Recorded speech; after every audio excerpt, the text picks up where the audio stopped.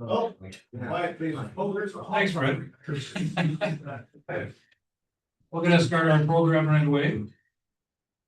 But I just want to tell you a little 2-minute story here about 90% of you know about my little excursion down in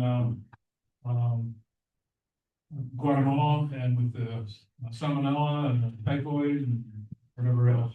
Spending time in a pediatric hospital. My nickname was Bam Bam. Seriously.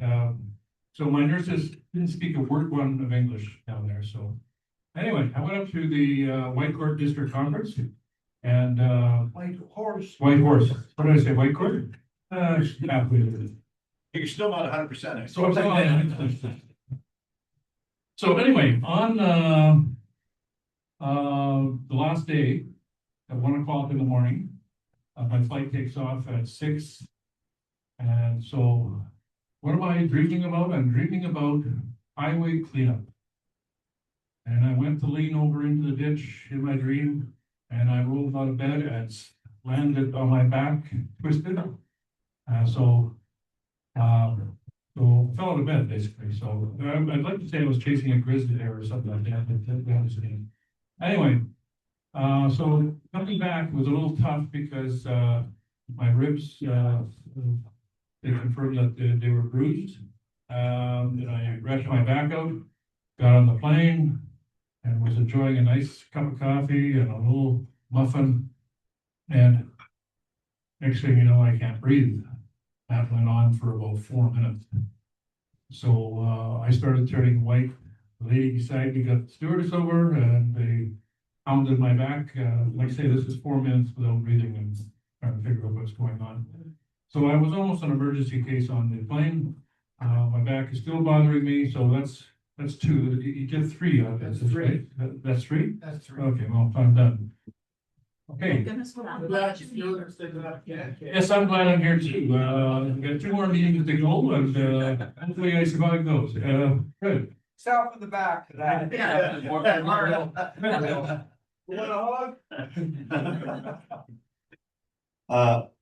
It's my pleasure to introduce Donna Pickle and your lovely daughter, Melissa. Little background. We are often in the need of speakers, and I can say that advertising pays. Donna and I hurled in the same league, and when I came in today, I said I didn't recognize you because she wasn't in a curling outfit or holding a broom. But I was wearing an old curling jacket that when we had our Rotary curling team, we went to various hospitals, and there was the Rotary emblem on it, and Donna spied that, and she asked if I was a Rotarian, and I said, yes, of course. And so one thing led to another, and she told me about this group that she was instrumental in creating called Choral Morphosis. And I said, well, that's pretty interesting, and we'd like to know more about it. And so long story short, here she is. She'll tell us more about it. I went on the website, and it truly is a remarkable thing that you and others have done. So we look forward to hearing that, Donna.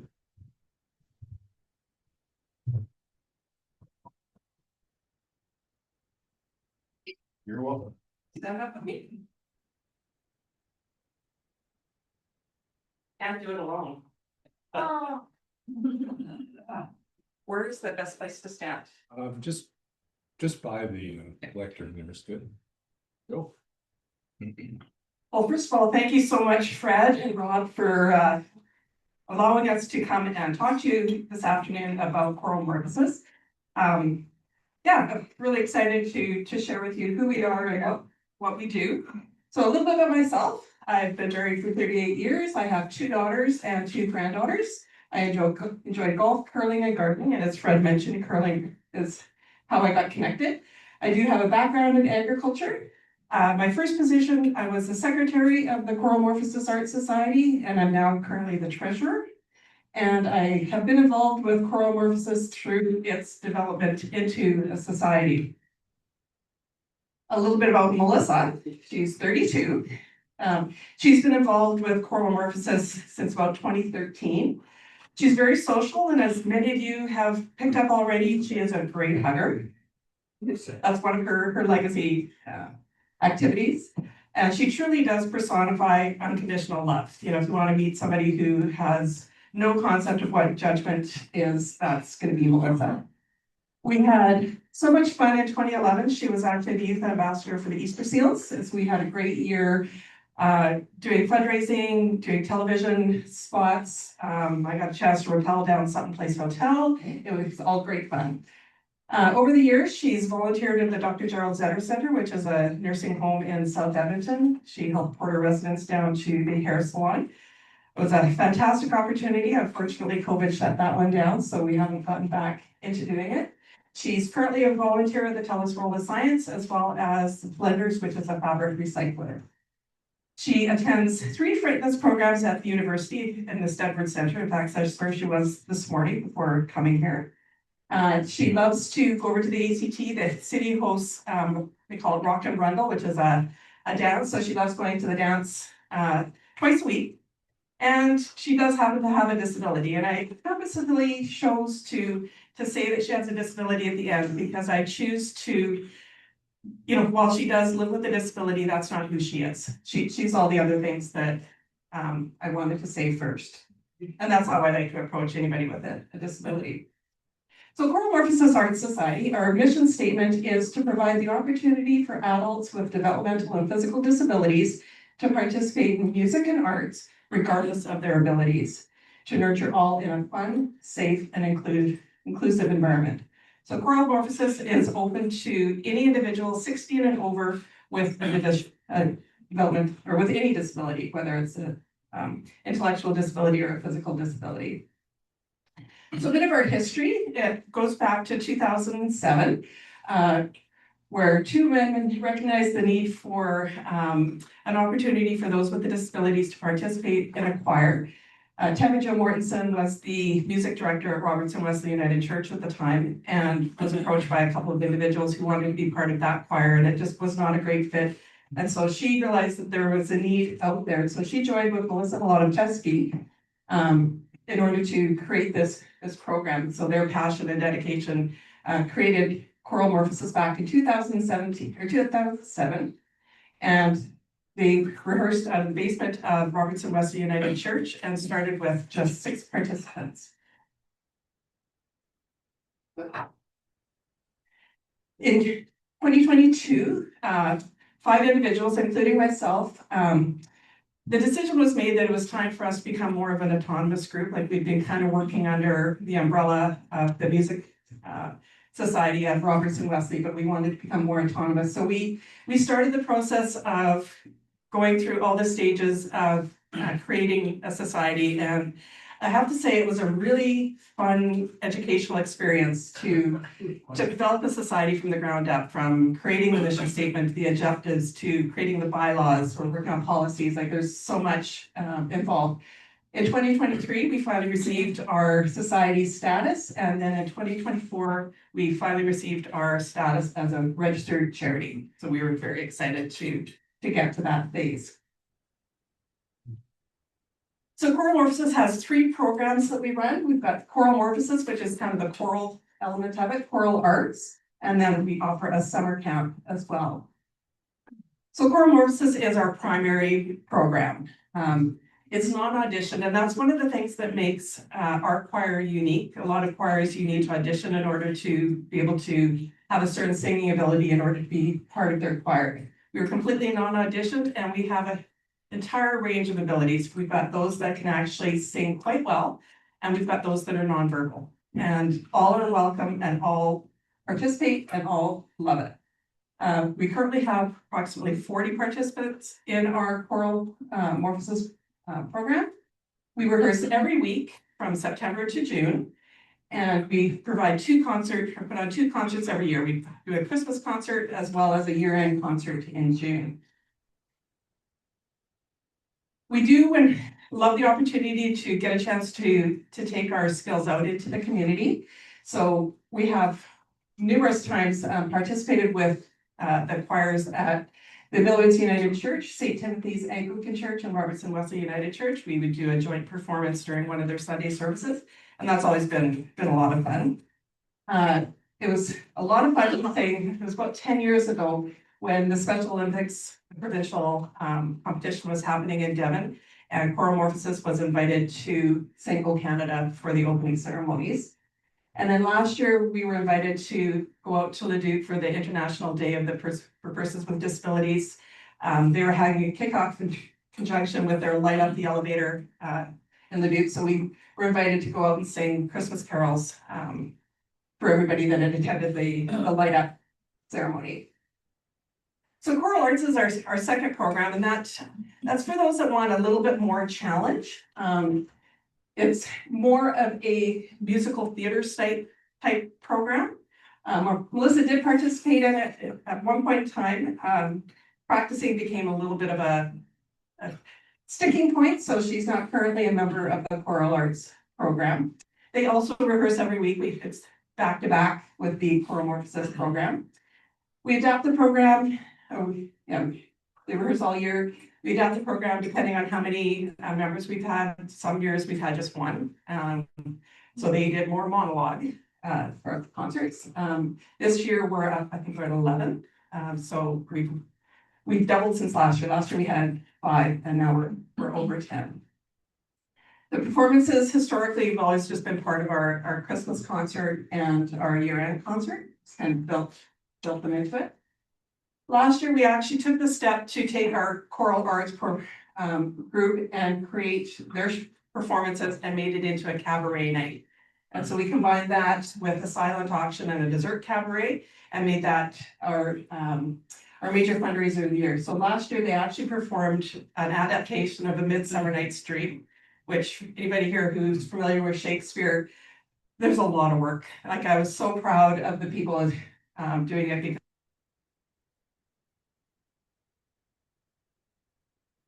this year they actually did an adaptation of the musical Frozen, and we had a very successful night. That was just a few weeks ago. And so, yeah, I'm really proud of the choral arts people and how hard they've worked. Oh, sorry. Our third program is summer camp.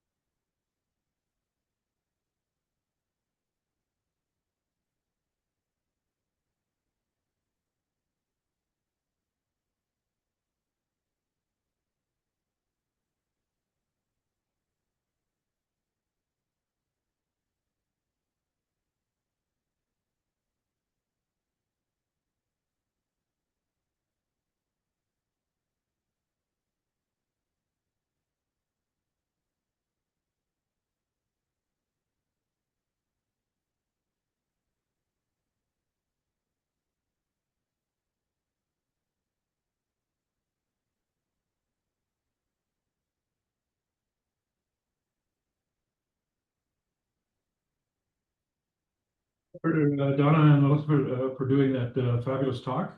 We do have Rotary Club Edmonton West Coffee Cup Awesome, thank you. for each of you. Thank you so much. You guys.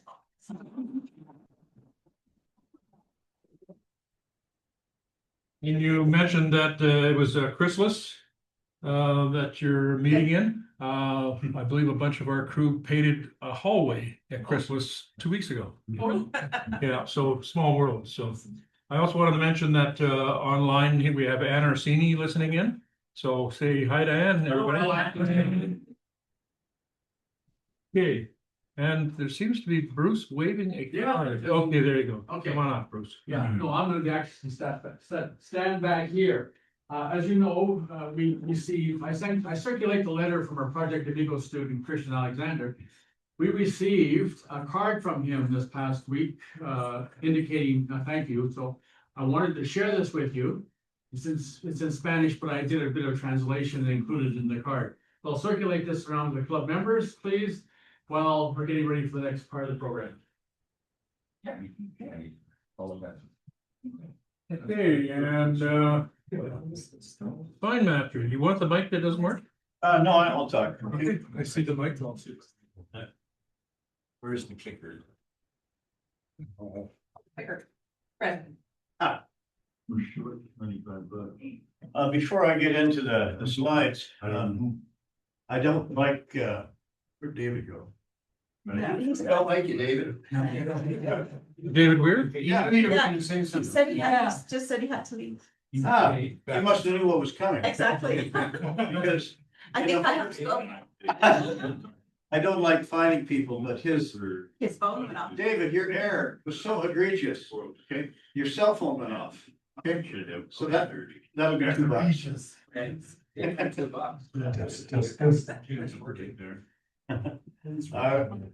All right.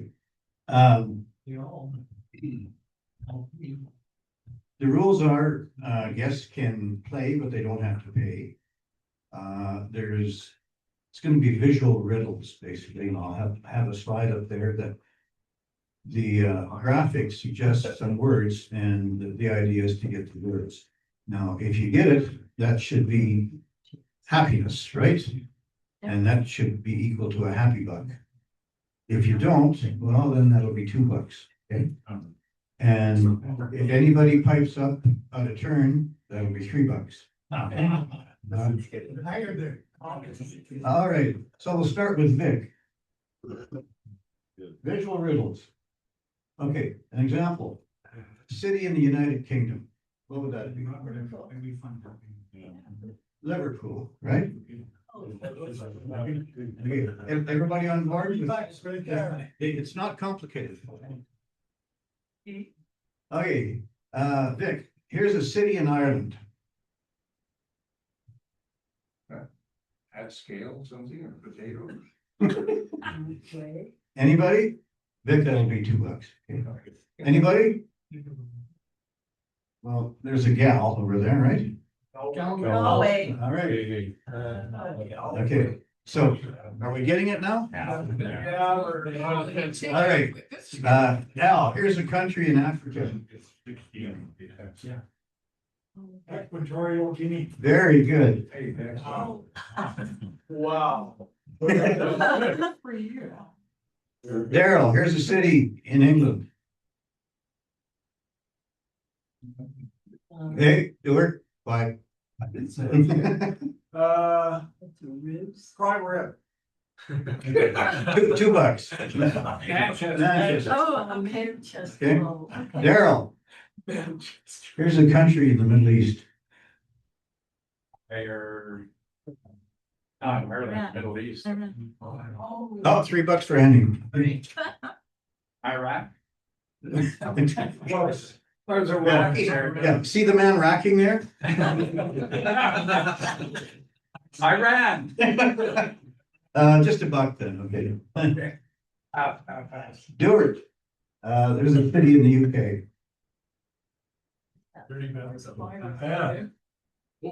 Yeah, that'll be $3. Yeah.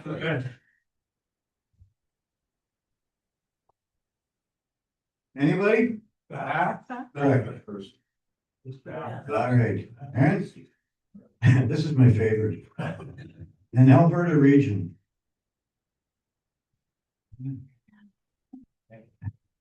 Abby's got it, Abby's got it. Okay, you got it, Aaron? Yeah. Ananaskis. Yeah, so that was my favorite. It's something worse than dead. City in Scotland. Edinburgh. Bill Danny's turn. Glasgow. Oh, it's my turn. Yeah, $3. I'm digging. Moscow's not in Scotland. Oh, Glasgow. very good, very good. Okay, Ingrid, a country in Europe. Now watch the arrows important here. Can I call a friend? No, Walk, run. Denver. yes, den, that's a fox's den. Mark Zuckerberg. Okay, all right, Donna. Here's a city in Russia, easy one. Good. John. Famous baseball player, Babe Ruth. correct. That's Ruth Bader Ginsburg, by the way, if anybody needs to know. Jim. Famous hockey player, McDavid. very good. I wanted the easy one. All right, That was like lucky. former Chicago Blackhawk. Hey, Bobby Kennedy. somebody owes $3. I just heard the answer. Ken Dryden. No. What's that blue thing? Oh. The bottom of boat. Oh. That's $2 for him. Okay. All right, I'll start with our guest. Plural. There's a California city. Hey, somebody, Palm Springs. very good. Former Boston.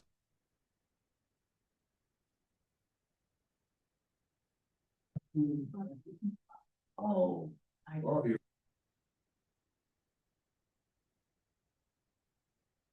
More, maybe more. Okay, Mike. Bobby, Yeah. city in Wyoming, Aha, that's easy. Casper. Yeah. correct. Jim, a Texas rock and roll musician. Five, very good, very good.